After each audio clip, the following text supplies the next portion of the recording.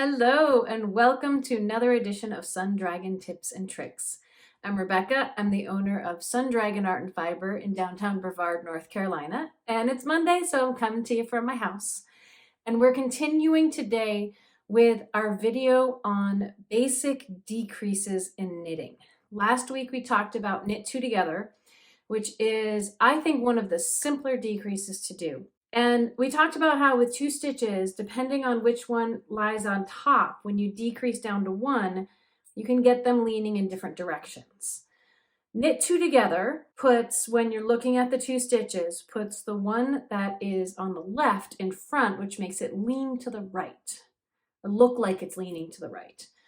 There are a couple of different ways to do one that leans to the left, where the right stitch ends up on top. You can keep track of all of that. Different patterns will tell you different ways to do this. The one we're going over today is my personal favorite, which is called a slip-slip knit, or an SSK.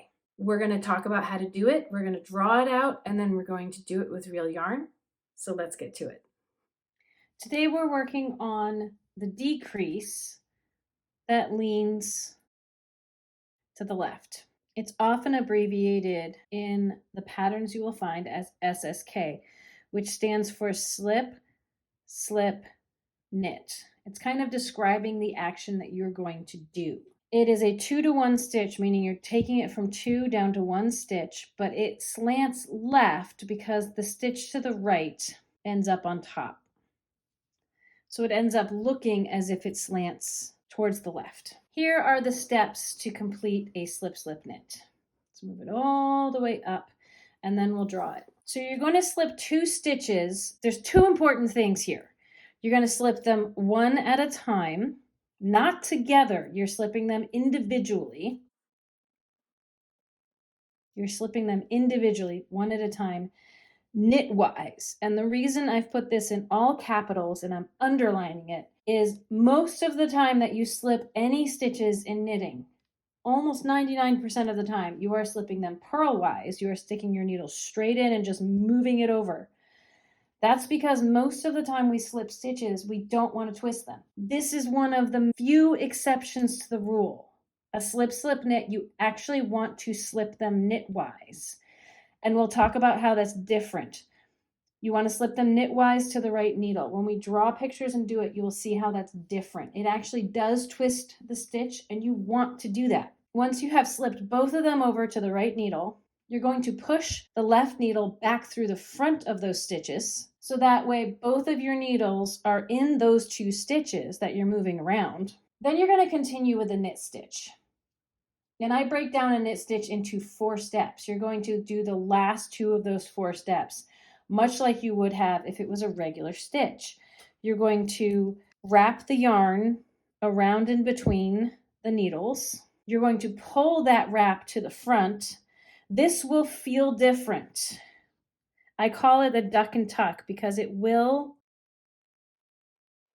have a different angle than a regular knit stitch. It will not feel the same. You're doing the same thing, but you'll have to come at it at a slightly different angle. I call it the duck and tuck to get it back to the front. And then you slide both of those stitches from way up here. Those 2 stitches can finally be slid off the left needle, just like you would for a regular stitch. Let them come off the needle and fall below. So let's see what this looks like with pictures and colors. Let's take it step by step. Now remember, when I do pictures, I'm drawing them as if the tension was being held English style in your right hand, but these motions, these instructions will work for continental knitting. And we'll see if we can show you that with real yarn as well. I also have these numbered like those steps before with the action you're doing. The picture is what will happen right before that action. The next picture will show once you've completed that action. So let's take a look. Step 1, we are ready right here. This is the setup to do our slip-slip knit. So the instructions for step 1 was one at a time, individually, slip 2 stitches knitwise. So before we talk about what's going to happen with the needles, let's color code this so we know what we're working with. Just like last week's video, I'm going to make, these are the 2 stitches that we're trying to knit together, but it's a slip knit that's combining them this time.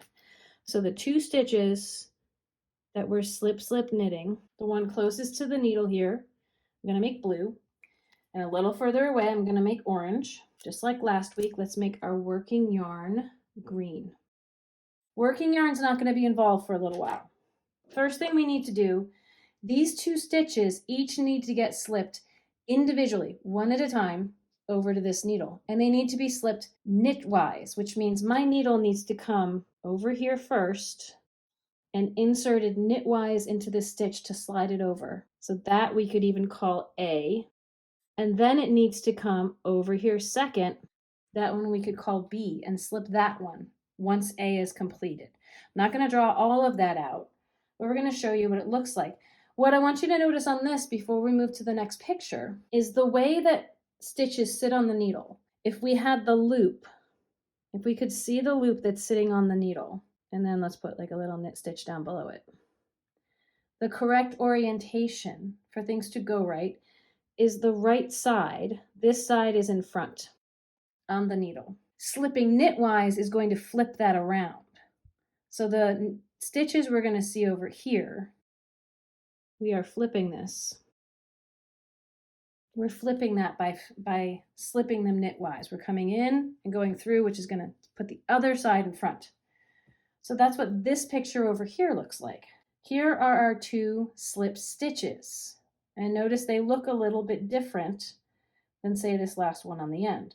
This one on the end has the right side of the stitch in front. These 2 have the left side in front. It's going to look like it's twisted. But we still have that blue stitch, because he went first, and that orange stitch, except that this time they're over on the right needle. What we need to do in step 2 is we need to push the left needle back into the front of both of those stitches. This needle needs to go back through the front of both of these stitches. Everything else is still hanging out. That working yarn, we still haven't done anything with him yet. Once you push that needle in and they're both in there, this is what it will look like. And if you go back and watch the video of the knit 2 together, this actually, even though we have needles crossed and 2 strands on there, it looks different. Here's our blue guy, and here's our orange guy. But a different strand is in front, a different twisting is going on. We still have our needles crossed at a nice 90-degree angle. And here's the working yarn.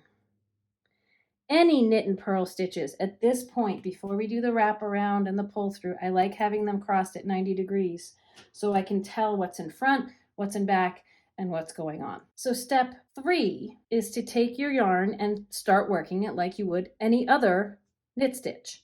So this working yarn needs to go around and between, around the back of everything and between these 2 needles. When you do that, it will look like this. Let's color code everything again. Our 2 stitches that both needles are in, and this yarn has come from behind, all the way behind and between. That wrap now needs to get pulled through the center of these 2 stitches. We need to do what I call a duck and tuck because the stitches are sitting differently, so it's going to feel a little bit more awkward than just a regular pull back through. But essentially, this needle with the wrap needs to come back out to the front. I'm a big fan of minimizing motion in knitting, but there's a little bit more of a twist you might have to do here if it's not coming through cleanly. Once you've done that, we're not quite totally done yet. Here's what it'll look like. We still have the 2 stitches we're trying to combine, but they're only on the left needle right now. The right needle is free and clear and has a new wrap on it created by the working yarn. Now is the point where we've combined them, they're connected, and you can let those stitches come off the left needle. You can slide them both off the left needle. So these 2 stitches 1 and 2 can both come off the left needle. When you finish it, this is what the finished stitch will look like on your right needle. The working yarn has created this new loop, and to see how they lie, the stitch on the right is on top of the stitch on the left from way up here where we started. Those stitches are now combined in that fashion. Let's see what it looks like with real yarn. Here's my yarn. It's my sample from last week, and I backed out the decreases that we did. Now let's review the knit 2 together. All we had to do was take our needle, instead of here, take it over to the second stitch, put it through the front of both, wrap around, pull forward, and take off. And that left you with 2 stitches looking like they're leaning to the right. Let's take 1 stitch solo in here, and let's try a slip slip knit. So again, you're going to want to slip them 1 at a time. We're not coming over to 2. 1 at a time knitwise. So put your needle in like you're going to knit, but let it go, slide it over. Do that a second time. Slide it over. That's in the name of the stitch, slip slip.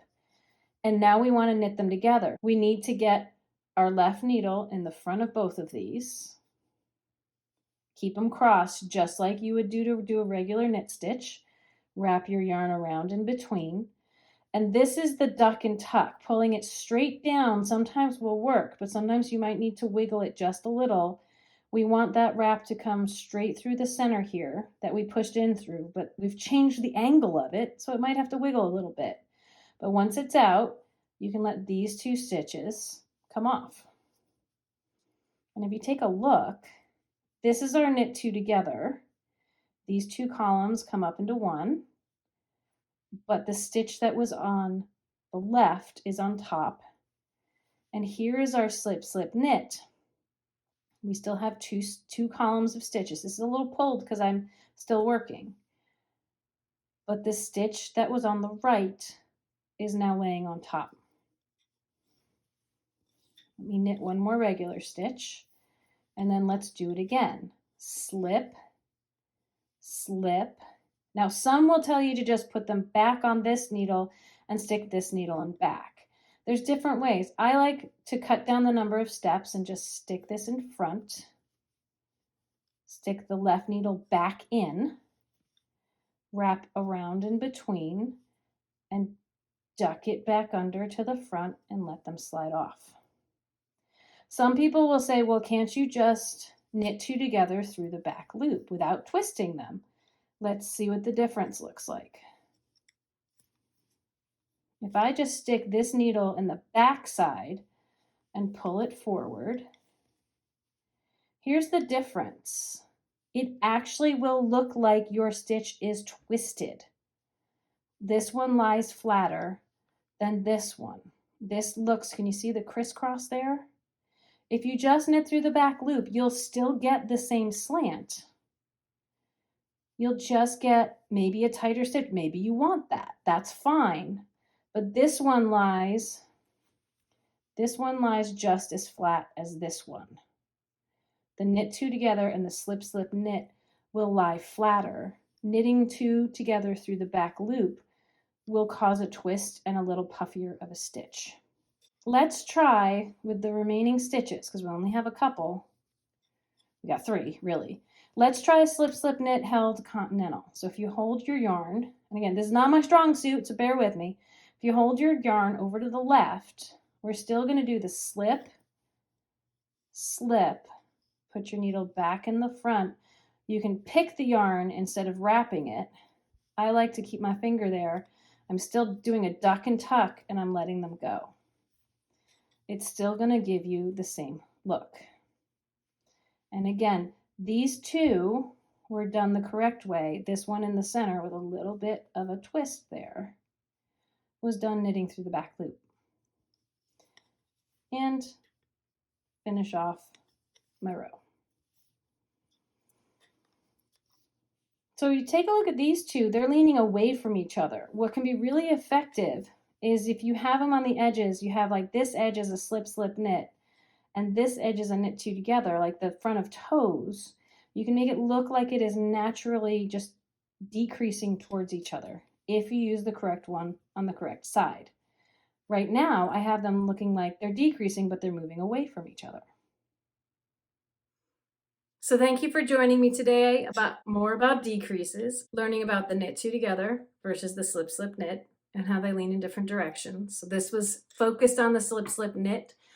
There's a really good chance in the near future I will do another video that is comparing the slip slip knit to something called the slip one knit one pass the slip stitch over. That is another way you will see the left leaning decrease. Slip slip knit is the one I prefer. Often you can, anytime it tells you to do a different decrease that leans the same direction, like slip one knit one pass the slip stitch over, you can supplement with a slip slip knit. But today we got to see how slip slip knit is different than just knitting two together through the back loop. You may find that completely acceptable and not care about the difference between the two. That is your prerogative. That is one of the things I love about knitting is you can really make it your own. You can change things up, especially if you don't mind that it looks a little different, then it's okay.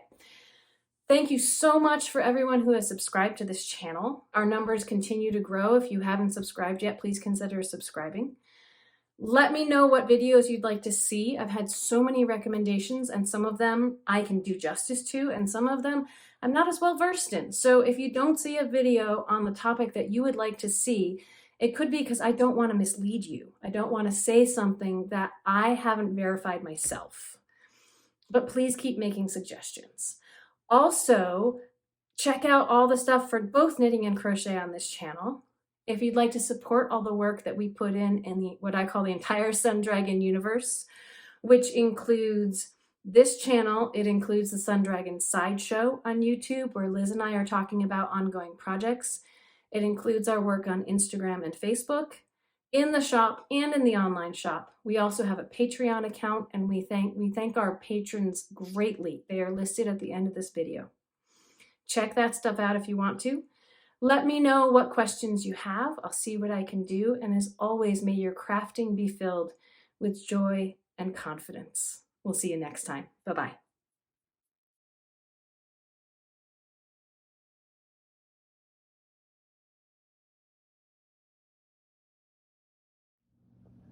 Hi. Yeah, you don't like the camera on you, do you? Okay. Yes.